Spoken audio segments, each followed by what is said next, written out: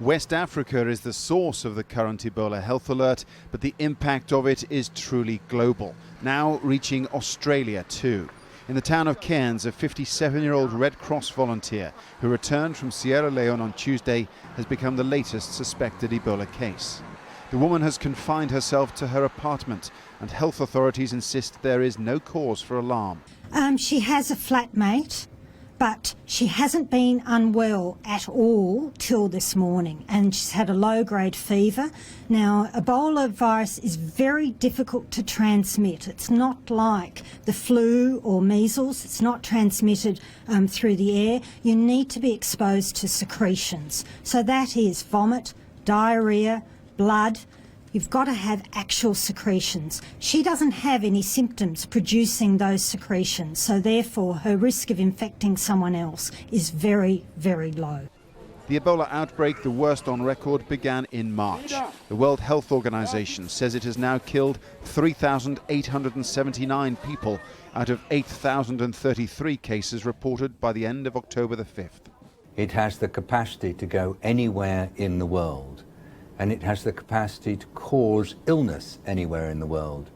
That's why it's really important that the whole world comes behind the affected countries and helps them as quickly as possible. Tackling the disease at the source is a top priority. This group of American medics is among a small army of volunteers and specialists who are training to be deployed into the stricken areas of West Africa. President Obama has pledged more than 3,000 troops to help build Ebola treatment centers and other facilities.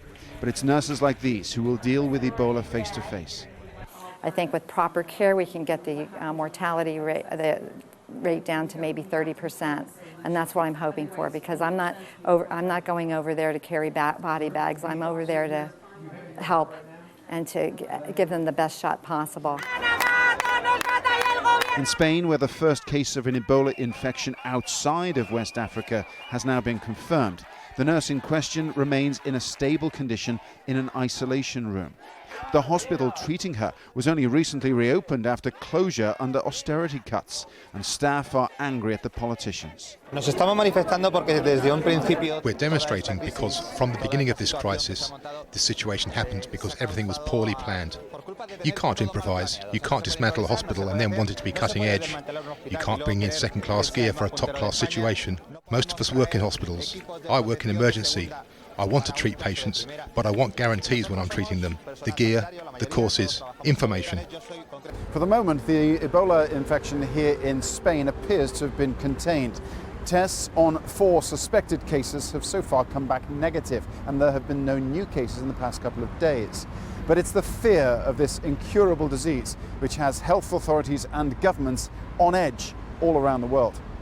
Brennan, Jazeera, Madrid.